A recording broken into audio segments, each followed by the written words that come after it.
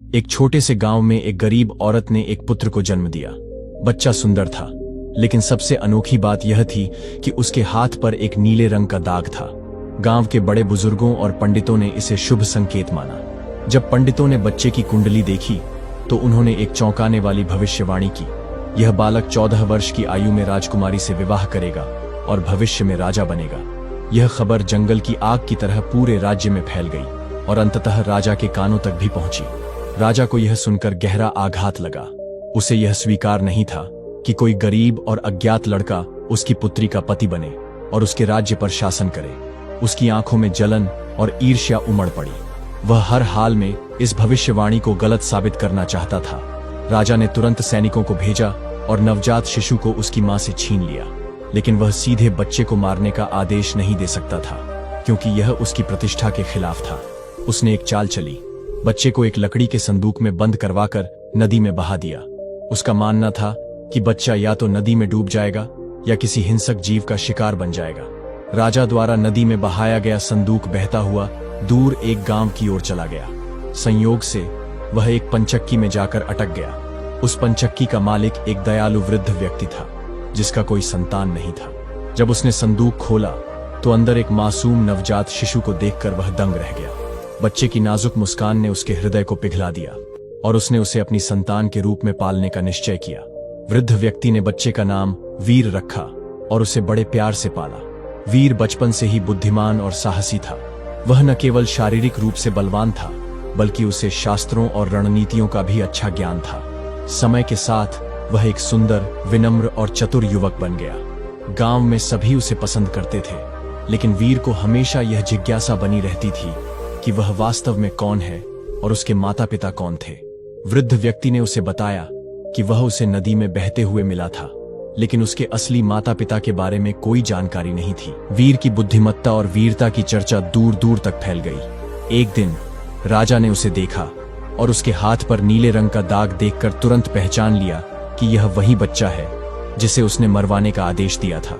यह जानकर राजा का हृदय ईर्ष्या और क्रोध से भर गया। उसने सोचा कि यदि यह युवक जीवित रहा तो भविष्यवाणी सच हो जाएगी और वह उसकी बेटी से विवाह करके राजा बन जाएगा। राजा ने चालाकी से वीर को अपने पास बुलाया और कहा, तुम बहुत प्रतिभाशाली और साहसी हो।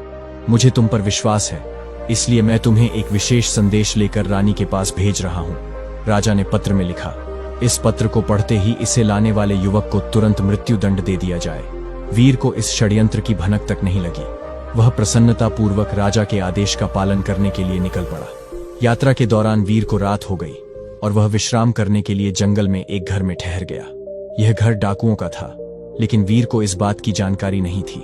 डाकू पहले तो उसे लूटने का विचार कर रहे थे, लेकिन जब उन्होंने देखा कि वह सीधा साधा और परोपकारी युवक है तो उनका हृदय पिघल गया। रात में जब वीर सो रहा था तब डाकुओं ने जिज्ञासावश उसके पास रखा पत्र खोलकर पढ़ा। राजा की क्रूर योजना जानकर वे अत्यंत क्रोधित हुए। उनमें से एक चतुर डाकू ने योजना बनाई और पत्र को बदल दिया। अब उसमें लिखा था, इस युवक का स्वागत किया जाए और तुरंत राजकुमारी के साथ उसका विवाह कर दिया जाए। अगले दिन वीर राजमहल पहुंचा और पत्र रानी को सौंप दिया। रानी ने जैसे ही पत्र पढ़ा वह प्रसन्न हो गई। उसे लगा कि राजा ने खुद इस युवक को अपने दामाद के रूप में स्वीकार कर लिया है। तुरंत राजमहल में विवाह की तैयारियां शुरू कर दी गईं। जल्द ही राजकुमारी का विवाह वीर से हो गया। जब राजा महल लौटकर आया और उसने देखा कि उसकी बेटी का विवाह उसी युवक से हो चुका है जिसे वह मारना चाहता था, तो उसका गुस्सा 7वें आसमान पर पहुंच गया। वह सोचने लगा कि सीधे तौर पर उसे मारना अब संभव नहीं। वह अब राजकुमारी का पति था। राजा ने सोचा कि इसे असंभव कार्य पर भेजकर मरवा दिया जाए। राजा ने युवक को दरबार में बुलाया और कहा, यदि तुम सच में मेरे योग्य दामाद बनना चाहते हो तो तुम्हें मेरी एक परीक्षा देनी होगी। युवक ने निडर होकर कहा, मुझे बताइए, मुझे क्या करना होगा? राजा ने मुस्कुराते हुए कहा, तुम्हें शैतान के सिर से 3 सोने के बाल लाने होंगे। यदि तुम यह कार्य सफलतापूर्वक कर पाते हो तो मैं तुम्हें अपना उत्तराधिकारी मान लूंगा, लेकिन यदि तुम असफल हुए तो तुम्हें मौत मिलेगी। यह सुनकर दरबार में सन्नाटा छा गया। सभी जानते थे कि यह कार्य असंभव था, क्योंकि शैतान के महल तक कोई भी व्यक्ति जीवित नहीं पहुंचता। लेकिन युवक को खुद पर पूरा विश्वास था।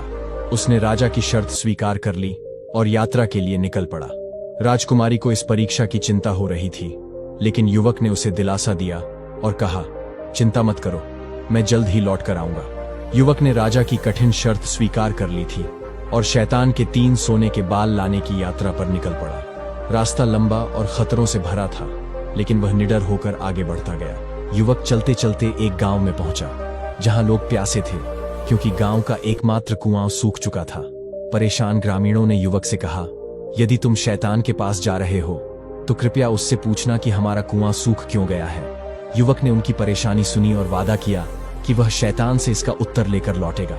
आगे बढ़ते हुए युवक एक भव्य महल के पास पहुंचा। महल के बाहर एक विशाल पेड़ था जो पहले सोने के सेब देता था, लेकिन अब पूरी तरह सूख चुका था। राजा ने युवक को बुलाकर कहा, यदि तुम शैतान से मिल रहे हो तो उससे पूछना कि मेरा पेड़ क्यों सूख गया है और इसे फिर से हरा भरा कैसे किया जा सकता है। युवक ने राजा को आश्वासन दिया कि वह इस रहस्य का उत्तर भी जरूर लेकर आएगा। आगे चलते हुए युवक एक नदी के किनारे पहुंचा, जहां एक बूढ़ा नाविक था। वह नदी के एक किनारे से दूसरे किनारे तक लोगों को पार कराता रहता था, लेकिन वह खुद कभी मुक्त नहीं हो पाता था। थके हारे नाविक ने युवक से अनुरोध किया, यदि तुम शैतान से मिल रहे हो तो कृपया उससे पूछना कि मैं इस शाप से कैसे मुक्त हो सकता हूँ। युवक ने उसकी बात भी ध्यान में रखी और आगे की यात्रा पर निकल पड़ा। आखिरकार युवक शैतान के महल तक पहुंच गया। महल में प्रवेश करना असंभव था, लेकिन सौभाग्य से वहां उसे शैतान की मां मिल गई।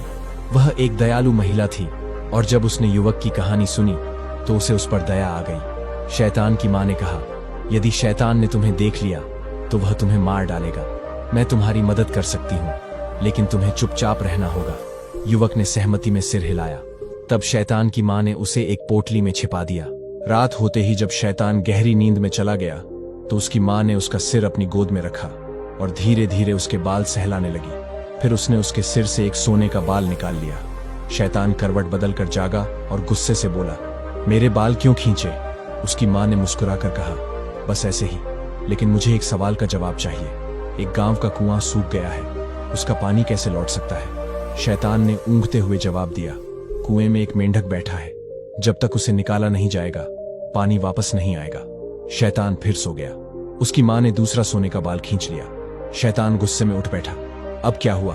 उसकी मां ने कहा, बस एक और सवाल। एक राजा का पेड़ जो सोने के सेब देता था, वह क्यों सूख गया? शैतान ने जवाब दिया, पेड़ की जड़ों में एक चूहा छिपा है, जब तक उसे हटाया नहीं जाएगा पेड़ फिर से हरा नहीं होगा। फिर शैतान वापस सो गया। उसकी मां ने तीसरा सोने का बाल खींच लिया।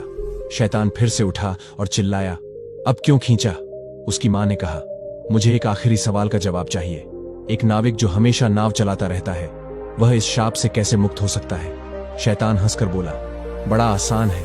अगली बार जब कोई यात्री उसकी नाव में बैठे तो उसे चप्पू पकड़ा दे और खुद किनारे कूद जाए। फिर यात्री इस श्राप का शिकार हो जाएगा और नाविक आजाद हो जाएगा।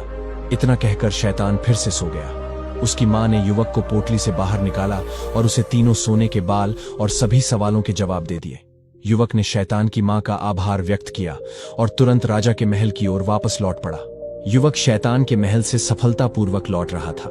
रास्ते में वह पहले उस नाविक के पास पहुंचा जिसने अपनी मुक्ति का उपाय पूछा था। युवक ने उसे शैतान का उत्तर बताया, जब अगला यात्री नाव में बैठे तो उसे चप्पू पकड़ा दो और खुद किनारे कूद जाओ, तब तुम आजाद हो जाओगे। नाविक बहुत खुश हुआ और इनाम स्वरूप युवक को एक बड़ी थैली भरकर सोने के सिक्के दे दिए। इसके बाद युवक उस राजा के महल पहुंचा जिसके सोने के सेब वाला पेड़ सूख गया था। उसने राजा से कहा, पेड़ की जड़ों में एक चूहा छिपा है, जब तुम उसे निकाल दोगे तो पेड़ फिर से हरा भरा हो जाएगा और सोने के सेब देने लगेगा। राजा ने तुरंत अपने सेवकों से चूहा निकलवाया और देखते ही देखते पेड़ फिर से हरा हो गया। प्रसन्न होकर राजा ने युवक को बहुत सा सोना और गहने दिए।